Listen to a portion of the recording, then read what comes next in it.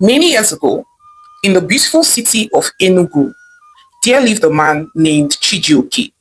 He was a pastor who pastored the largest church in Enugu. He was a man of God who carried his ministry with humility and grace. He was well respected, not just in his church, but across the entire town of Enugu. But beyond his powerful sermons and his ability to lay hands and cast out demons, there was something very special about him. And it was the way he loved his wife, Amarachi.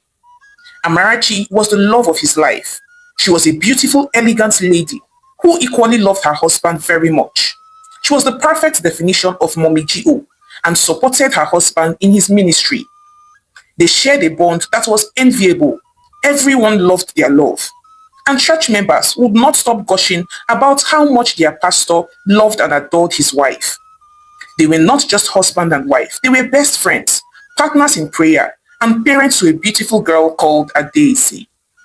Their love was the type that made people believe in fairy tales, and the type that only few persons were lucky enough to experience in their lifetimes.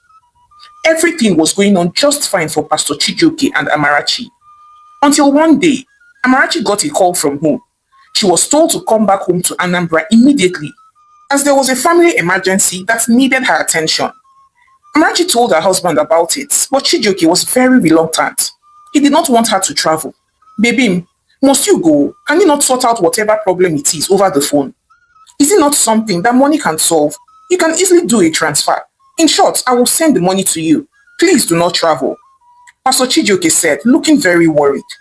But Amarachi reassured her husband, saying, my love, everything cannot be solved with money. And my dad insisted that he wants to see me. I know that he has things that he wants to say to me in person. Besides, it's just for 2 days. I'll be back before you even notice that I am gone. Amarachi said with a bright smile on her face. Okay, but I do not feel good about this journey. I do not like this. Chijioke replied in defeat. Don't worry, my love. God is with me. He will keep me safe. Amarachi reassured her husband lovingly.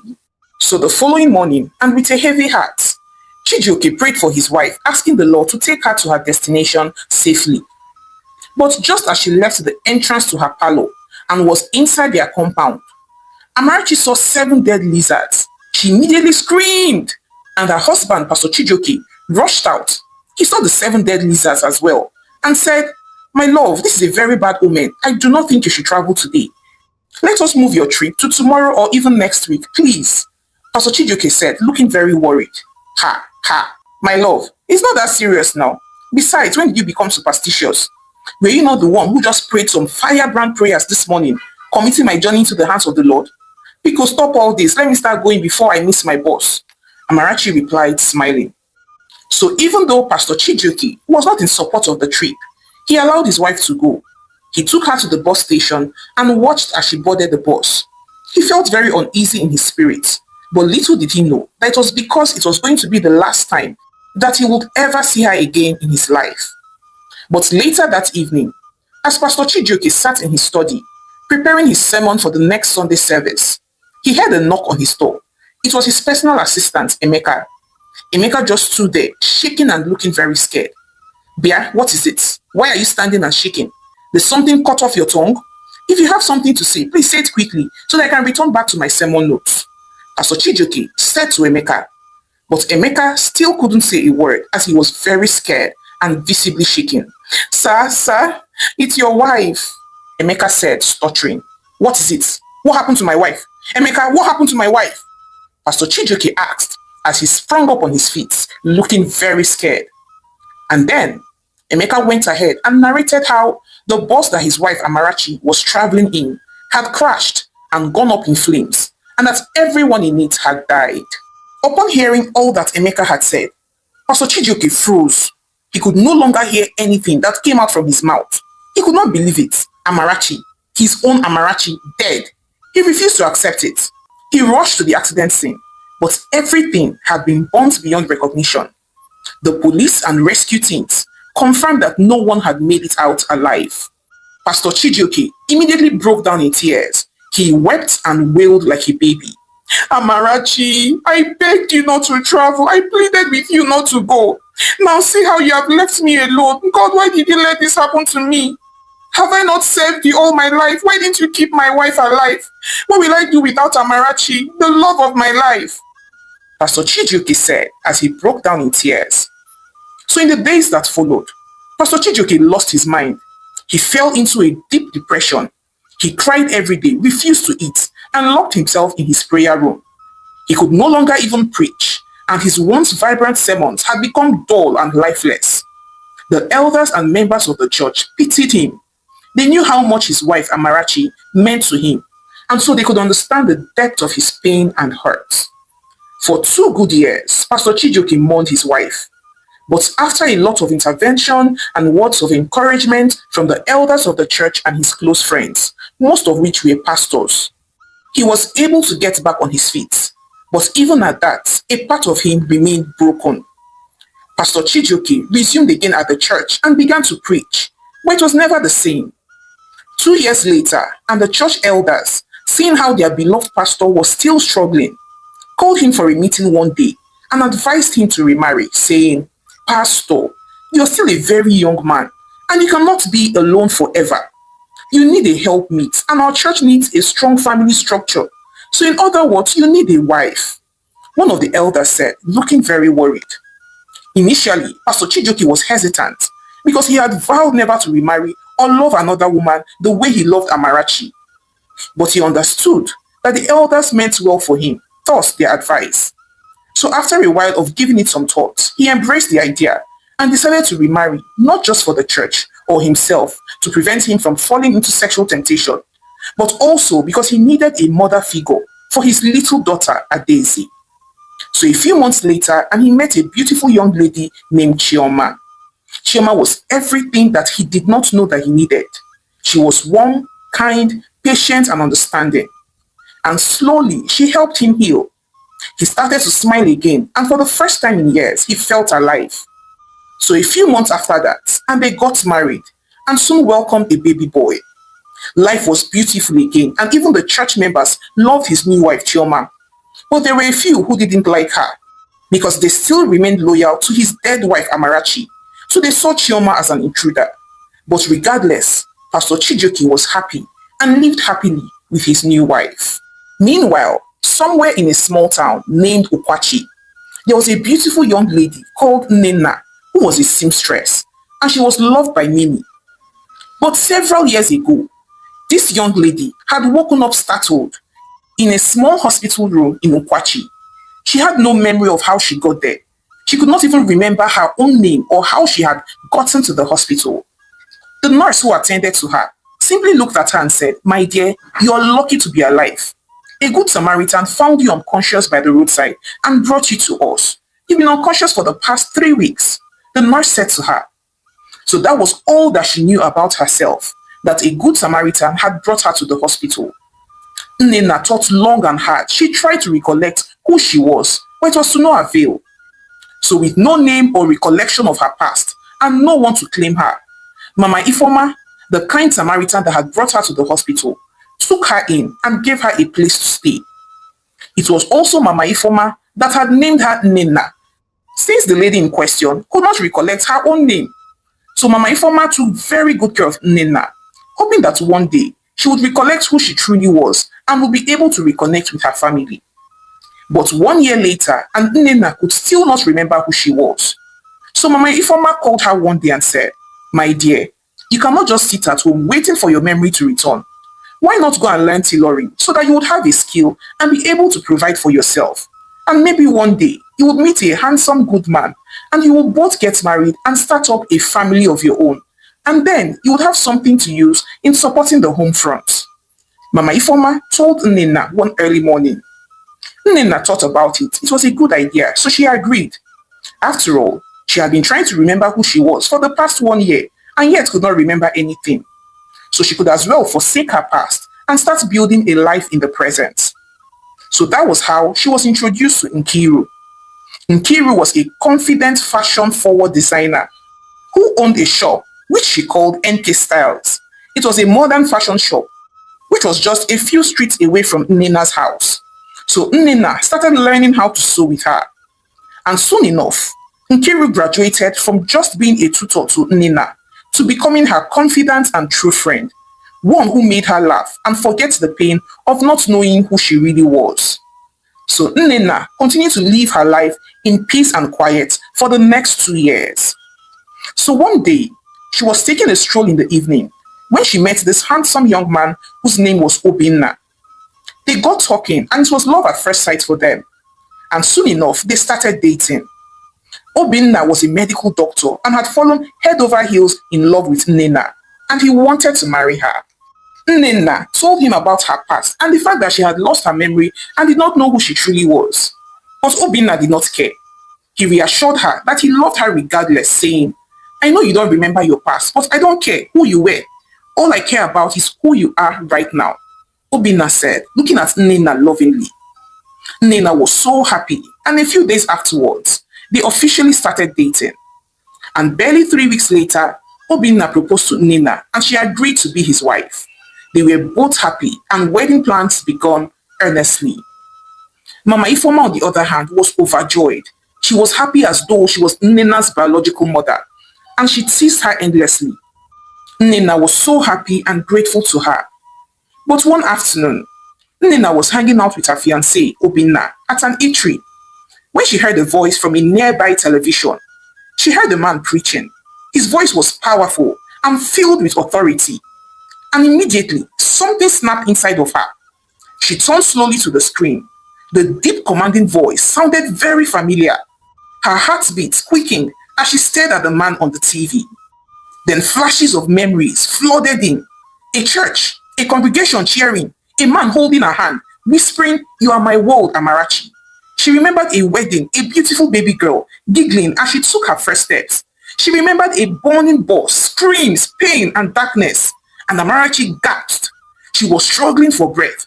All the memories were pouring in too fast and too hard. She saw herself laughing in a home that she did not recognize, but yet it felt familiar. She saw a little girl running to her and calling her mommy. She saw herself standing beside the man on the TV, praying together, holding hands. She saw the man looking at her with love in his eyes and calling her Amarachi. And immediately, it occurred to her that she just remembered who she was. Her name was not Nnenna. Her name was Amarachi. And she was married to the pastor who was preaching on the television. She remembered what her life looked like. She was a pastor's wife who had a child and was loved at home and in church. She remembered how her husband pleaded with her not to travel. She remembered how when her bus had an accident, she was flung out of the bus and landed very far away, and she watched as her bus caught fire and burnt up in flames before she fainted. She remembered how she woke up in a hospital bed, confused and forgetting who she was. And immediately she began to tremble. She was literally shaking. By this time, her fiancé, Dr. Obinna, had noticed her behavior. He stared at her looking very worried. "Nnenna, Nnenna, what is wrong?" Dr. Obinna called out to her, but she did not respond because she could not hear him. Then she started screaming, "No, no, this can't be real, no." She turned back to the screen, staring at her husband, Pastor Chijioke, her eyes widening in fear. Dr. Obinna reached out for her hand. "Nnenna, talk to me. What is it? You're making me really scared," Obinna said, looking very worried. Then Nnenna, formerly known as Amarachi, slowly turned to him and said, "Obinna, I remember that man. He's my husband," Nnenna said as she pointed at the television screen, tears streaming down her eyes. Obinna's expression shifted immediately from confusion to shock. He turned to the TV, then turned back at her. "What? This man, Pastor Chijioke, who does not know Pastor Chijioke, this popular pastor, you're his wife?" Obinna asked, 1,000 thoughts racing through his mind. And just like that, Nnenna's new life collapsed. She knew who she was now. She was Amarachi. And so she knew that she had to reconnect with her past life, her husband, her daughter, everyone that she had left behind. She spoke with Mama Ifoma and told her about everything that she remembered about herself, that her name was Amarachi, and that she had a husband and a daughter. She thanked Mama Ifoma for caring for her all these years and told her that she had to return to her family. They had to know that she was not dead. So a few days later, with the help of Mama Ifoma, she found her way back to Enugu. She showed up at the church entrance. Everyone was shocked to see her. Some even fainted, thinking that they had seen a ghost. Others even screamed. And Chioma, Pastor Chijioke's second wife, was not left out. She screamed at the top of her lungs, "Jesus!" Her heart pounding hard. Chijioke's legs began to shake. He immediately ran towards her and held her. He needed to be sure that she was real, that she was not a ghost, that she was flesh and blood. And yes, she was real. Tears began to stream down his face. Amarachi, Amarachi, is this a dream?" Chijioke said, looking very shocked. And Amarachi, who was already crying at this time, stared at her husband and said, "It is me, my love. I am alive," Amarachi said, and they both hugged themselves tightly. But this became the beginning of the biggest crisis of Pastor Chijioke's life. Both wives were alive, and both wives were legally married to him. And to make matters worse, he loved the both of them. The whole church was thrown into a state of confusion. Members began to take sides. Some of them were saying that Amarachi was his real wife, while the others said that Chioma was the one who stood by him when he was broken, so she was the real wife. Amarachi, on the other hand, moved into her husband's home. And this made Chioma very uncomfortable. Amarachi was so happy to reunite with her daughter Daisy, who had grown.